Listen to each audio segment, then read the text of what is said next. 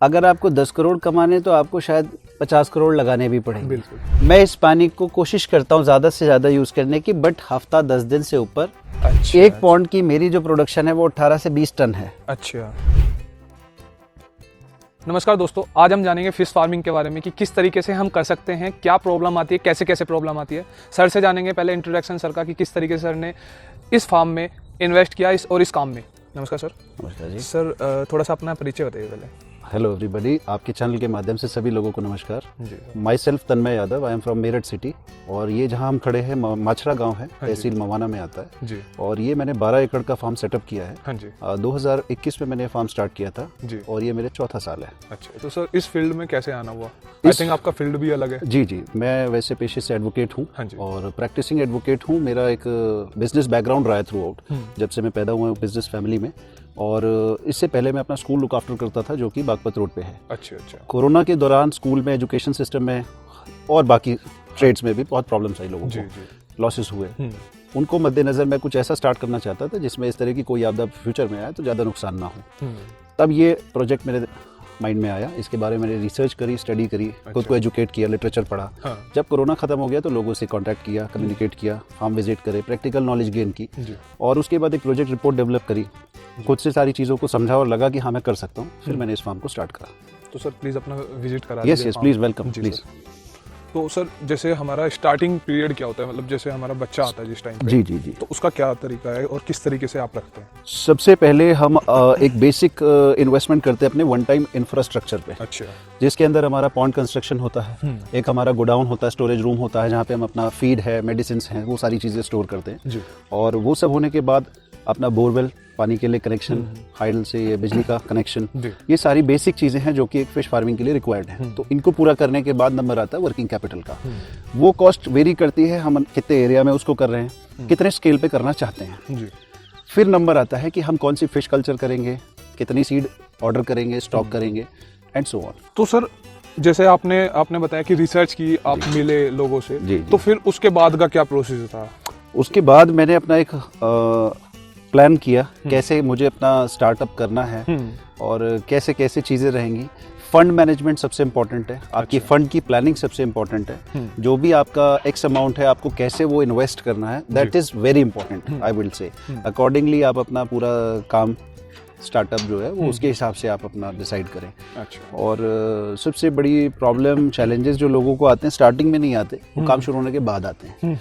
क्योंकि शुरू में आपको सिर्फ पैसा लगाना है, अपनी कंस्ट्रक्शंस पूरी करानी है, अपना ऑफिस सेट करना है, अपना फीड रूम बनाना है, फीड ऑर्डर करना है, पैसे भेजिए, 3 दिन में, 4 दिन में, 1 हफ्ते में गाड़ी आपके गोडाउन पे आ जाएगी, फीड आ गया, सारी चीज़ें मैनेज हो गई। प्रॉब्लम शुरू आती है जब फिश आती है, हम काम शुरू करते हैं, तब हर्डल्स आते हैं। अच्छा अच्छा। तो जैसे सर आप मतलब बता रहे हैं कि आप अदर फील्ड से हैं जी, तो इस फील्ड में मतलब जैसे एक न्यू फील्ड हो गया आपके जी लिए, बिल्कुल, एंटायरली नहीं है ना? तो आपको प्रॉब्लम नहीं हुई सर इस चीज़ से? मुझे प्रॉब्लम आई, बिल्कुल आई, और वो प्रॉब्लम्स को मैंने समझ के टाइमली उनको रिजॉल्व करा, ताकि आगे जो है मैं उनको अच्छे से हैंडल कर सकूं, दोबारा ना आए। तो मतलब जैसे अब आपने जैसे YouTube वगैरह से, आप बोल रहे थे कि YouTube वगैरह से भी सारी चीज़ों से सीखा आपने। जी जी। तो ये मतलब बेसिकली होता क्या है सर, लोग बाग YouTube वगैरह से और नॉर्मली सीख लेते हैं कि हमें पता लग गया कि भाई पानी में मछली रहती है, दाना डालते हैं सुबह शाम और इससे हमारा काम चल जाएगा। तो जब आपने मतलब ये चीज देखी और फिर प्रैक्टिकल किया तो वहाँ पे क्या क्या प्रॉब्लम आई है? बहुत बड़ा फर्क है। एक तो सारी जगह जो भी YouTube पे वीडियोस डली हुई है, जो भी इंफॉर्मेशन है जी, वो सारी इंफॉर्मेशन पूरी तरह 100% करेक्ट नहीं है। अच्छा, इनकम्प्लीट है। हाँ जी। तो ये हमको डिसाइड करना है कि हम अपना लिटरेचर, अपनी एजुकेशन, हाँ जी, उसको लेकर वाया या तो ट्रेनिंग के थ्रू करें। हाँ जी। सो दैट हमको एक बेसिक नॉलेज, इन्फॉर्मेशन उस ट्रेनिंग से आए। तो ट्रेनिंग इंस्टीट्यूट्स हैं बहुत सारे, गवर्नमेंट है, प्राइवेट हैं, वहाँ से आप ले सकते हैं। अच्छा। यूट्यूब की जो नॉलेज है, आपको जब यही नहीं पता कि आपका बेसिक स्ट्रक्चर क्या है, तो आप उस नॉलेज को कैसे मानोगे कंप्लीट है कि इनकम्प्लीट है? क्योंकि वहाँ पे लोग बाग बोलते हैं कि आप इस काम से 10 करोड़ रुपए कमा सकते हैं या 2 करोड़ कमा सकते हैं, ये चीज बोलते हैं। और इस चीज को सुन के बंदा बोलता है कि भाई ये बहुत काम इजी है। जी जी, 90% वीडियोस में इस तरह की बातें लिखी जाती है, वो कैप्शन में फोटो उसकी ऐसा दिखाई दे इसलिए डाली जाती है, और उससे 10 करोड़ वो तो नहीं कमाता, लेकिन हाँ उन्हें कुछ व्यूज और लाइक्स अच्छे मिल जाते हैं। बिल्कुल। तो वो उनका बेनिफिट है बजाय उसके। ये बहुत ही इनकम्प्लीट सी बात है। अगर आपको 10 करोड़ कमाने तो आपको शायद 50 करोड़ लगाने भी पड़ेंगे। बिल्कुल। तो उस तरीके से। तो सर हमने जैसे माल आ गया हमारा, और माल आने के बाद में जैसे यहाँ पे देख रहा हूँ मैं, तो कितने टाइम में हमें ये डालना होता है और क्या क्या प्रॉब्लम आती है सर इसमें? सर इसमें ऐसा है कि जो सीड हम मंगाते हैं उसके साइज पे डिपेंड करता है कि वो कितना टाइम लेगा कल्चर होने में। अच्छा। फॉर एग्जाम्पल अभी आज अप्रैल का महीना स्टार्ट हुआ है, हमने अगर 10 ग्राम का सीड मंगाया तो वो तकरीबन 7 महीने 8 महीने ले लेगा अपना हार्वेस्टिंग साइज लेने में। मैं कैटफिश की बात कर रहा हूँ। हाँ। फिश जो है वो मेजरली हमारे नॉर्थ इंडिया में जो होती है वो 2 कैटेगरी हैं। कैटफिश हो गई, आईएमसी हो गई, ईएमसी हो गई। आईएमसी होती है इंडियन मेजर कार्प, ईएमसी होती है एग्जॉटिक मेजर कार्प। आईएमसी के अंदर मेनली रोहू, कतला और मृगल।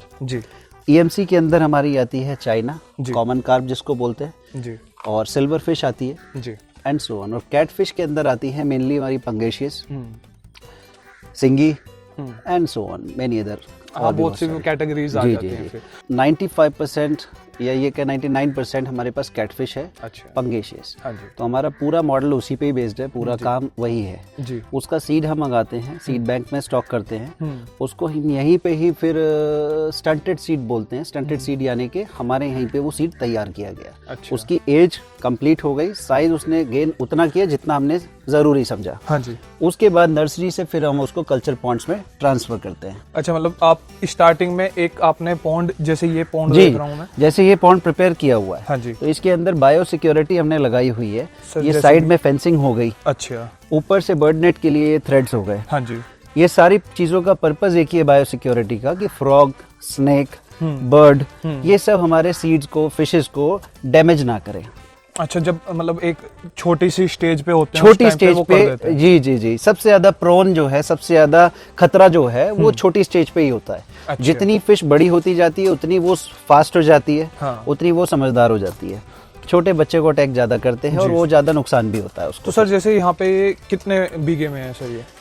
अगर सिर्फ इस पॉन्ड की बात करें तो ये तकरीबन 5 बीघे में है। अच्छा, ये पॉन्ड 5 बीघे में? जी। अच्छा, 7 के बिस्से टाइप में ऐसा है ना? हाँ जी, 7 बिस्से का ये 5 बीघा है। तो सर यहाँ पे मैं पानी देख रहा हूँ, और ये मतलब इसका खर्चा कितना है, मतलब अगर वैसे बात करूँ एक पॉन्ड की खाली एक पॉन्ड की अगर हम बात करते हैं तो इसकी पॉन्ड कंस्ट्रक्शन में लगभग 15,000 रुपए बीघे के हिसाब से इसकी कंस्ट्रक्शन हुई है। पॉन्ड की खुदाई हुई है, खुदाई हुई है। अच्छा, सिर्फ खुदाई का खर्चा है। कितना सर खुदा कितना है सर इसमें? अगर हम 1 फीट डिग करते हैं तो 2 फीट साइड में ये बाउंड्री वॉल आपको जो दिखाई दे रही है जिसपे हम लोग खड़े हैं, ये 2 फीट आती है। 2 फीट डिग करेंगे तो 4 फीट आएगी। अच्छा। 4 फीट ऊपर हो गई, 2 फीट नीचे हो गई तो 6 फीट का आपका पॉन्ड की गहराई हो गई। तो डिपेंड करेगा आपको कितने फीट गहरा पॉन्ड तैयार चाहिए। तो सर गहरा करने में फायदा होता है या फिर नुकसान है? गहरा ज्यादा करने में नुकसान है, कारण आपकी कॉस्ट बढ़ेगी। जो सनलाइट है उसका पानी में अंदर जाना बहुत जरूरी है, और वो एक लिमिटेड स्पेस तक ही जाती है। अगर ज्यादा गहरा पानी होगा तो उसका कोई फायदा नहीं है। इसके अंदर नेचुरल फूड डेवलप होता है, उसके लिए सनलाइट रिक्वायर्ड होती है, और ज्यादा गहरा करने पे वो नेचुरल फूड नहीं डेवलप होगा। जैसे हमारे हम धूप ले तो अच्छे रहते हैं। जी बिल्कुल। क्योंकि धूप ना मिले तो हम बहुत ज्यादा शेड भी हमारे लिए ठीक नहीं है, बहुत ज्यादा धूप भी हमारे लिए सही नहीं है। अच्छा, तो सर जैसे अब एनवायरनमेंट चेंज होता रहता है तो आप उसे कैसे वो करते हैं? एनवायरनमेंट चेंज होने पे एक तो फीडिंग रूटीन में चेंज आता है, सबसे बड़ा फीडिंग हैबिट्स में चेंज आता है। अच्छा। जो इनकी डिमांड है बढ़ती भी है घटती भी है समय के अनुसार जी। और उसके अलावा फ्रेश वाटर ऐड किया जाता है। अच्छा। पानी ज़्यादा गंदा होने पे, पानी ज़्यादा गर्म होने पे, पानी ज़्यादा ठंडा होने पे, तो उन केसेस में पानी को, इसके जो वाटर पैरामीटर्स हैं उन पे चेक रखा जाता है। टेस्टिंग किट्स होती है, उनके द्वारा टेस्ट किया जाता है, और चेक करने के बाद फिर पानी को ट्रीट किया जाता है। अच्छा, तो सर आप इस पानी को कितने टाइम तक यूज कर रहे हैं? मैं इस पानी को कोशिश करता हूँ ज़्यादा से ज़्यादा यूज़ करने की, बट हफ्ता 10 दिन से ऊपर फिर इसको हमको चेंज के लिए जाना ही पड़ता है। अच्छा, तो सर जैसे हफ्ता 10 दिन आप किस तरीके से इसे मैनेज कर रहे हैं? क्योंकि अगर इसमें खाली आप कुछ ना डालें जी तो ये तो कुछ दिनों में खराब हो जाएगा। जी, तो उसे कैसे मैनेज कर रहे हैं सर आप? फिश पानी में नहीं है तो पानी एज इट इज रहेगा, उसकी क्वालिटी मेंटेन रहेगी। अच्छा। फिश पानी में है तो वो खाएगी भी, हाँ। और खाएगी तो वो एक्सक्रीट भी करेगी, पोटी के फॉर्म में निकालेगी। अच्छा। नीचे बॉटम में बहुत सारा जब उसका वेस्ट जमा हो जाता है, फीकल मैटर जिसे बोलते हैं, वो जो है बड़ी हार्मफुल गैसेस उसके अंदर बनने लगती है। हाँ। उन गैसेस की वजह से पॉन्ड के अंदर का जो इकोसिस्टम है वो डिस्टर्ब होने लगता है और फिश को वो परेशान करता है। उसको ट्रीट किया जाता है बेसिकली। पॉन्ड का जो बॉटम है, हाँ जी, वो बॉटम ट्रीट हो गया तो आपका पानी पॉल्यूट नहीं होगा, पानी पॉल्यूट नहीं होगा तो आपकी फिश हेल्दी रहेगी। अच्छा। ये सारी चीजें इंटरकनेक्टेड है। हमको जो ध्यान देना है वो बॉटम पे देना है। उसको ट्रीट करने के लिए कुछ मेडिसिन आती हैं, वाटर की प्रोबायोटिक्स आते हैं, सॉइल प्रोबायोटिक्स आते हैं। अच्छा। उनका समय समय पे यूज किया जाता है। थोड़ा सा आइडिया कि कौन सा किस टाइम पे बेटर रहता है? सबसे मेजर जो यूज होता है वो पोटेशियम परमैंगनेट होता है। अच्छा। जिसे KMNO4 के नाम से भी जानते हैं। हाँ। और फिश के लिए भी काफी वो हेल्पफुल होता है। डिफरेंट टाइप ऑफ बैक्टीरिया और फंगल इन्फेक्शन से भी उसको बचाता है। अच्छा, तो सर आपके यहाँ पे कितने पौंड है?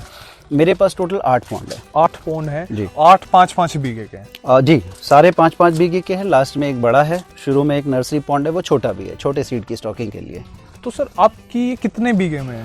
टोटल 12 एकड़ है, तो 12 एकड़ को आप बीघे से कन्वर्ट कर सकते हैं। अच्छा। जी जी जी। तो अब जैसे सर यहाँ पे हमारा ये फर्स्ट स्टेज हो गई, हमारा माल आया और हमने यहाँ पे डाल दिया। बिल्कुल बिल्कुल। ठीक है, और उसके बाद में सर अगले पौंड के लिए कितने टाइम में ये जाने के लिए तैयार होता है? अगर हमने फॉर एग्जाम्पल 10 ग्राम्स का बच्चा स्टॉक किया, हाँ जी, एक एवरेज वेट जो है एक फिश का वो 10 ग्राम है जी, और हमने उसको अपने नर्सरी पॉन्ड में स्टॉक किया, हाँ जी, उसको 100 ग्राम होने में लगभग 2.5 से 3 महीना लगेगा। हाँ जी, आराम से अगर करेंगे जी, तो 3 महीने में वो आपका आगे जाने के लिए तैयार हो जाएगा। 100 ग्राम पे हम उसको ट्रांसफर कर देते हैं बड़े पॉन्ड्स में। हाँ।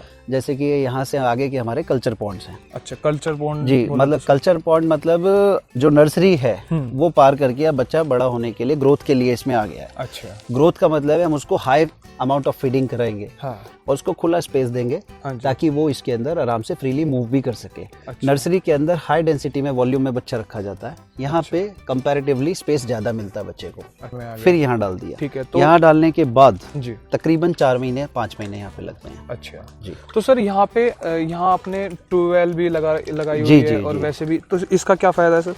बिना पानी के मछली नहीं, हाँ। जैसे बिना ऑक्सीजन के इंसान नहीं। जी। तो उसी तरह मछली को पानी प्रोवाइड करने के लिए मैंने बोरवेल करवाया हुआ है, उसमें सबमर्सिबल पंप लगा रखा है। अच्छा। और उसकी इनलेट पाइप्स हैं सारे पॉन्ड्स के अंदर, जो आप देख भी सकते हैं। जी जी। तो उन पाइप्स के थ्रू इनको फ्रेश वाटर, ग्राउंड वाटर मिलता है। अच्छा अच्छा, मतलब साथ के साथ ही चेंज होता रहता है मतलब? जी जी, जब ज़रूरत है, एज एंड व्हेन रिक्वायर्ड हम मोटर चलाते हैं, पानी इसमें ऐड हो जाता है, जितना ज़रूरी ऐड करते हैं, बाकी बंद कर देते हैं। अच्छा, तो सर ये जैसे आप ये पानी आप तो यहाँ पे सारी चीज मैनेज करके चल रहे हैं। जी, जी। तो मैंने देखा है गाँवों के जो झोड़ होते हैं, जी, जी। उनमें भी लोग बाग फिश फार्मिंग कर रहे हैं। जी जी। तो वहाँ पे भी, वहाँ तो मुझे कोई चेंज वगैरह पानी चेंज करने का नहीं लगा, और वहाँ पे फार्मिंग ले रहे हैं इससे अच्छी। फ़र्क ये है कि हम एक कमर्शियल स्केल पे कर रहे हैं, हम वॉल्यूम पे काम कर रहे हैं। अच्छा। एक किसानी में और एक बिजनेस मॉडल की तरह काम करने में यही फर्क आ जाता है। हाँ जी। जो गांव के अंदर झोड़ के अंदर काम होता है, उसके अंदर कोई वाटर पैरामीटर्स नहीं होते। हाँ जी। कोई क्वांटिटी का हिसाब नहीं होता, कोई फीडिंग का हिसाब नहीं होता। जी। यहाँ पे हमको एक फिक्स कॉस्ट हमने लगाई हुई है बिजनेस में। हाँ। उसको वायबिलिटी को निकालने के लिए हमको समय पे मछली तैयार करनी है। साल भर का हमको ग्रॉस कितना मीट्रिक टन प्रोजेक्ट प्लान करना है अपना प्रॉफिट बुक करने के लिए, वो सारा अचीव करना होता है। अच्छा। तो उसके हिसाब से लेटेस्ट टेक्नोलॉजीज के साथ बेटर वे में इसको किया जाता है। अच्छा, मतलब अगर आप एक वैसे ही कर रहे हैं तो वो वहाँ पे ठीक है, बेटर है। जी, जी। लेकिन अगर आप एक बेसिक फर्क ये आता है, मैंने आपको बताया कि 5 से 6 महीने में मछली मेरी तैयार हो जाती है। हाँ जी। अगर अभी इसे गांव के झोड़ में करूंगा, हो सकता है 1 से 1.5 साल में, 1.25 साल में हो। अच्छा। एक पॉन्ड की मेरी जो प्रोडक्शन है वो 18 से 20 टन है। अच्छा। वहाँ पे हो सकता है कि मैं ज्यादा से ज्यादा इतने बड़े एरिया में से 4 टन, 5 टन, 6 टन की प्रोडक्शन वो मतलब क्वालिटी पे बात आ जाती है। दूसरा क्वालिटी पे आ जाती है, क्या वहाँ पे उनको उपलब्ध है खाने के लिए। हाँ। उस पे डिपेंड करता है। हाँ। तो जैसे सर आपका मतलब आपने यहाँ पे 8 पौंड बनवाए। जी जी। तो 8 पौंड में सर इसका मतलब कितना ये मतलब इसमें बेसिकली पानी कितना इसमें डलता है और किस हिसाब से यहाँ पे आप इसे मैनेज कर रहे हैं? पानी 1 पौंड में लगभग मैंने आपको बताया 1.5 मीटर की गहराई है। हाँ जी। और 4000 स्क्वायर मीटर का एरिया है। हाँ जी। तो तकरीबन 60-65 लाख लीटर पानी 1 पौंड में है। 1 पौंड में है जी। तो उस हिसाब से मल्टीप्लाई कर सकते हैं, इतना तो पानी हमको रिक्वायर्ड था। अच्छा। वो पानी भरने के बाद जब पानी इन्फेक्ट ज्यादा होता है, कोई डिजीज आउटब्रेक होता है, या पानी अपनी क्वालिटी लूज कर देता है जी, तब हम उस पानी को टॉप अप करते हैं बोरवेल से। अच्छा, तो जैसे सर अब आपने 8 दिन यहाँ पानी चलाया आपने, तो उस पानी का क्या कर रहे हैं सर फिर? जो मेरा फ्रेश वाटर टॉप अप होता है वो लगभग 20% हम करते हैं। अच्छा, 20% मतलब 60 लाख है तो उसका 20% दैट इज अराउंड 12.5 लाख के आसपास। अच्छा, उतना लीटर पानी नया डालते हैं, कुछ परसेंट निकाल के कुछ percent yes at the same time पानी निकालते हैं और एट द सेम टाइम डालते हैं। अच्छा। वो जो निकाला हुआ पानी है हम आसपास जो खेत हैं और उनको प्रोवाइड कर देते हैं जैसी जिसकी रिक्वायरमेंट डिमांड आती है। तो सर मुझे बताइए कि फीडिंग आप किस तरीके से दे रहे हैं और क्या टाइमिंग वगैरह से दे रहे हैं आप? फीड के लिए मैं एक न्यूट्रिशनली बैलेंस्ड फीड देता हूँ इनको। अच्छा। जो कि कंपनी का कॉमर्शियल पैलेट आता है, दाना आता है, कॉमर्शियल फीड आता है। अच्छा। वो दाना इनको हम देते हैं। उस दाने के अंदर सारी चीज़ों का बैलेंस है, जैसे protein, carbohydrate, vitamin, mineral, fibre, जो भी एक मछली को बेस्ट ग्रोथ के लिए रिक्वायर्ड होता है। हाँ। उस फीड को हम एक फीडिंग चार्ट होता है जी, हर मछली का अलग होता है, कैटफिश का अलग है, आईएमसी का अलग है। उस फीडिंग चार्ट के अनुसार उनको हम टाइमिंग्स के हिसाब से देते हैं। छोटा बच्चा है तो दिन में 5 बार भी देते हैं। अच्छा। थोड़ा बड़ा होता है तो 3 बार पे आ जाते हैं। अच्छा। ज्यादा बड़ा हो जाता है तो हम सिर्फ 2 बार देते हैं, सुबह और शाम। तो जैसे सर आप 5 बीघे में कितनी मछली निकाल रहे हैं इसमें से और कितनी डाल रहे हैं इसमें? 5 बीघे में अगर मैं कैटफिश की बात करूं लगभग 18,000 बच्चा हम स्टॉक करते हैं। अच्छा। और ऑन एन एवरेज अगर हम 1 kg वेट पकड़ते हैं तो वो 18 टन की प्रोडक्शन बनाता है। अच्छा। 18 टन हम इससे हार्वेस्ट कर लेते हैं छठे महीने जी। तो सर मुझे लग रहा है कि ये आप मतलब 1 महीने में इससे निकाल ली, 1 महीने उससे निकाल ली, 1 महीने इससे निकाल ली, मतलब एक रूटीन बनाया। ये डिपेंड करता है हमारी साइकिल पे, हमने किस हिसाब से प्लान किया है, किस हिसाब से बच्चा स्टॉक किया है। हाँ। तो ये एक ऑप्शन हो सकता है, लेकिन मेरे यहाँ ऐसा नहीं है। मैं एक टाइम पे सारी जगह पे डलवाता हूँ। अच्छा। और फिर एक साथ उनको 6 महीने बाद हार्वेस्ट करता हूँ। तो सर लोग बाग क्या गलती करते हैं इसमें, मतलब कहाँ, क्योंकि आप बोल रहे हैं कि इसमें छोटी सी भी अगर गलती हो गई तो वहाँ पे सारा खराब हो जाएगा। वहाँ गलती इसमें लोग शुरू में एक तो लालच में आके ओवर स्टॉकिंग कर देते हैं। सीड की जो क्वालिटी है वो बहुत इंपॉर्टेंट है। वो सस्ते की वजह से सस्ता बच्चा मिल जाए तो वो सस्ती क्वालिटी का सीड, लो क्वालिटी का सस्ता सीड खरीद लेते हैं। हाँ। दूसरा, अपनी एजुकेशन पे इन्वेस्ट नहीं करते। एजुकेशन मतलब खुद को एजुकेट करने में, लिटरेचर में, प्रैक्टिकल नॉलेज सीखते नहीं है। हाँ। और बिना सीखे किसी भी काम को करेंगे तो ये तय है कि कहीं ना कहीं किसी स्टेज पे नुकसान आपको किसी ना किसी रूप में जरूर होगा। बिल्कुल। तो उसको सीखना जरूरी है, समझना जरूरी है, और फिर सही तरीके से किया जाए तो किया जा सकता है। तो जैसे सर आप स्टार्टिंग में मतलब YouTube वगैरह से सीखा, उसमें आपने, हालांकि आपने तो औरों से भी चीजें विजिट किए, लोग बात करते हैं कि YouTube से सीखा और गैल प्रैक्टिकल करके वहाँ कर लिया, तो वहाँ पे भी लॉस हो सकता है और फिर बोलते हैं कि भाई काम बेकार है। चांसेस ज्यादा है। हाँ। अगर सिर्फ YouTube देखकर हम कोई काम को शुरू कर रहे हैं। हाँ। और उसके ऊपर अपना टाइम भी लगा रहे हैं, पैसा भी लगा रहे हैं, और श्योरिटी के चांसेस बहुत कम है उस केस में। तो सर आपने ये मतलब कौन सी कैटफिश, आपने ये कैटफिश लगाई हुई है जी। तो ये जो मंगूरा वगैरह होता है सर, इसमें और इसमें क्या अंतर? मांगुर, थाई मांगुर पहले तो बैन है हमारे देश में। हाँ। जो हमारे फिशरीज डिपार्टमेंट है उसके द्वारा बैन है। हाँ जी। और मैं कोई ऐसा इलीगल काम में बिलीव नहीं करता, क्योंकि मैं खुद एक लॉयर बैकग्राउंड से हूँ। हाँ जी। तो पहला रीजन ये है। दूसरा, उसकी कुछ प्रॉपर्टीज हैं ऐसी जिसकी वजह से सरकार ने उसे बैन किया हुआ है। जैसे कि सर उसके अंदर एक तो लेड बहुत ज्यादा होता है, तो कंजम्पशन के लिए, लोगों के लिए, ह्यूमन बींग्स के लिए ठीक नहीं है। दूसरा, वो इकोसिस्टम के लिए बहुत नुकसानदायक है। अच्छा। इस वाटर बॉडी के अंदर अगर वो आएगी तो बाकी फिशेस को हर तरीके से नुकसान पहुंचाएगी, चाहे उनको डैमेज करके, खा के, सॉइल के लिए भी, वाटर के लिए भी, और इसके अंदर जितने भी ऑर्गेनिज्म हैं उनके लिए भी वो नुकसानदायक है।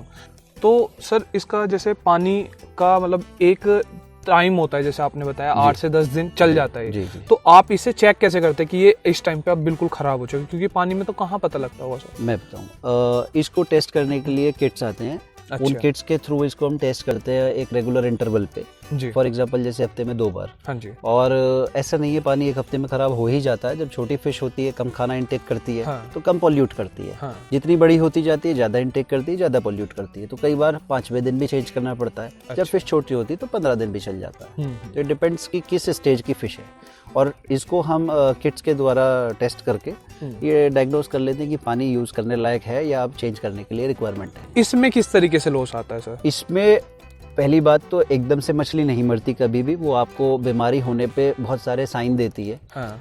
और उन साइंस को पहचानना, सही समय पे उसका ट्रीटमेंट करना, वो चीज़ों की नॉलेज है। जैसे कि अगर आपको किसी भी फिश का बिहेवियर ठीक नहीं लग रहा, उसका फीडिंग हैबिट ठीक नहीं लग रही, समय पे आप खाना दे रहे हैं लेकिन वो खा नहीं रही है, खाना छोड़ दे रही है, उसका तैरने का तरीका गलत है, उल्टी होके तैर रही है, किनारों पे ज़्यादा आ रही है, या आपको रेड डिसीज दिखाई दे रहा है, या उसकी रूट्स में, टेल्स में, कहीं भी फिन्स में दिखाई दे रही है कोई प्रॉब्लम, तो कुछ फिशेस की मोर्टेलिटी होती है, मर जाती हैं, 2-4 मछली मरी, तो ये एक साइन है कि अंदर प्रॉब्लम शुरू हो गई है। और अब आप अलर्ट और एक्टिव होकर, प्रोएक्टिव होकर फटाफट उसके ट्रीटमेंट के लिए जो भी एज एंड व्हेन रिक्वायर्ड है वो काम शुरू कर दो। तो ये सर पानी सैंपल में ले जाना पड़ता है या फिर? जी, हर पॉइंट से सैंपल पानी का जाता है और फिर उसको ऑफिस पे बैठ के हम लोग टेस्ट करते हैं। अच्छा। और जो जैसी रिपोर्ट है उसके हिसाब से आगे काम होता है। अच्छा, मतलब उसी तरीके से आप फिर उसे प्रोटीन वगैरह यहाँ पानी में डालते हैं? यस। अच्छा, तो यहाँ पे जैसे इसका मतलब फीड किस तरीके से देते हैं सर आप? जैसे फीड देने के बहुत सारे तरीके हैं। बैग फीडिंग भी होती है,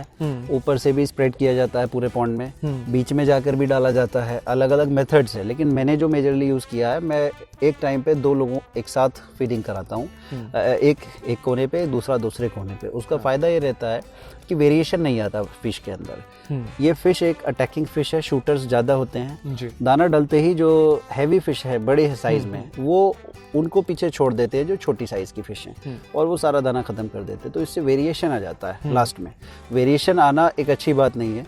वेरिएशन ना आए उसके लिए हम 2 स्पॉट पे फीडिंग कराते हैं, एक इधर और एक इधर। उसमें ये रहता है कि जो इनको यहाँ नहीं मिला वो उधर ले लेते हैं, और अलग अलग बट जाता है खाना, 2 जगह देते हैं। तो जैसे सर बड़ी फिश है इसमें और छोटी फिश है, तो वो आपस में खा भी लेते हैं या फिर? नहीं, ये फिश नहीं करती है। अच्छा। इनफैक्ट ज्यादातर फिश नहीं करती हैं। अच्छा। एक थाई मांगूर को छोड़ के। अच्छा।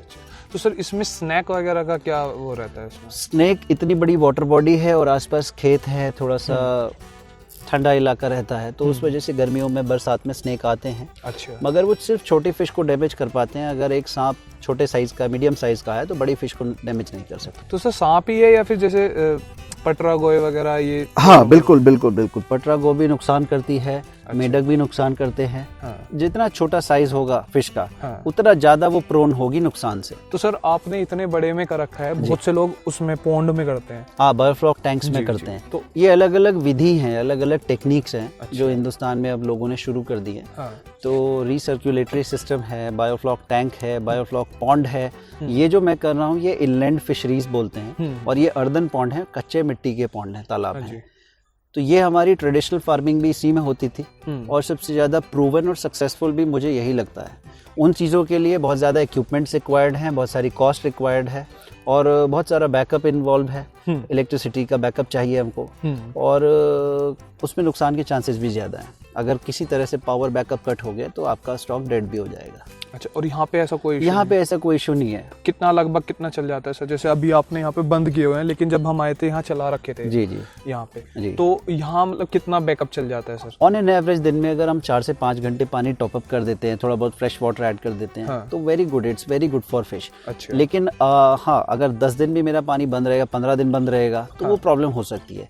बट ये है कि घंटे 2 घंटे 2 दिन भी अगर मेरा पानी नहीं चलेगा तो फिश को कोई दिक्कत नहीं होगी, क्योंकि आप कंटिन्यू में मैनेज कर रहे हैं। ऐसा ना, बट बायोफ्लॉक टैंक में ऐसा नहीं होता। एक छोटे से एरिया में बहुत सारी फिश होती है, और उसको ऑक्सीजन, सारी चीजें सप्लाई वो उसी पानी से मिल रही है, और वो पानी बंद होते ही हमको तुरंत बैकअप चाहिए। तो बहुत ज्यादा टेक्नोलॉजी डिपेंडेंट हो जाते हैं हम उसमें। इसमें हमारी डिपेंडेंसी उतनी नहीं है टेक्नोलॉजी के ऊपर।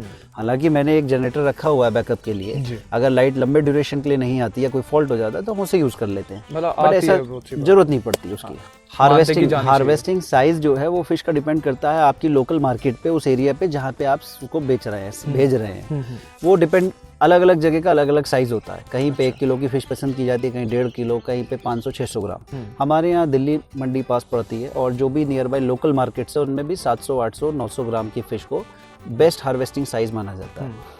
और इकोनॉमिक्स भी यही सिखाती है कि 1 किलो के ऊपर जितना भी हम फिश को कर रहे हैं, हमारा खर्चा ज्यादा होगा, फिश वेट कम गेन करेगी। अच्छा। तो कोशिश यही करें मेरे एरिया के लोग जो हैं, हाँ, कि वो 800-900 ग्राम अपना अचीव करें और उसको सेल कर दें। तो जैसे पानी वगैरह का कोई ऐसा इशू नहीं है सर इसमें यहाँ पे कि भाई पानी पीएच वगैरह कम या ज़्यादा है किसी का? पीएच बहुत इंपॉर्टेंट है। बैलेंस पीएच होना चाहिए, ना तो ज़्यादा एसिडिक, अच्छा, और ना ज़्यादा बेसिक। अच्छा। पीएच जो फिश को चाहिए 7.5 वो रहना चाहिए, हाँ, 7.5 to 8.5। अच्छा। और उसके बीच में अगर हम मैनेज कर रहे हैं, हमारे जो ज़मीन के पानी का पीएच है वो हम एक बार चेक कर लें, वो ठीक है तो फिर fresh water time to time add हो रहा है तो कोई दिक्कत आती नहीं है, पीएच मैनेज रहता है। और सर नमक वगैरह से क्या फ़ायदा है सर डाल के? नमक काफ़ी हेल्पफुल होता है, फ़िश को एनर्जी प्रोवाइड करता है। अगर फ़िश सुस्त हो रही है, कोई बीमारी महसूस हो रही है या फिर एक रेगुलर प्रैक्टिस के हिसाब से भी, तो फ़िश को वो एक एनर्जाइज करता है और तो वाटर की सैलिनिटी को इम्प्रूव करता है। हाँ।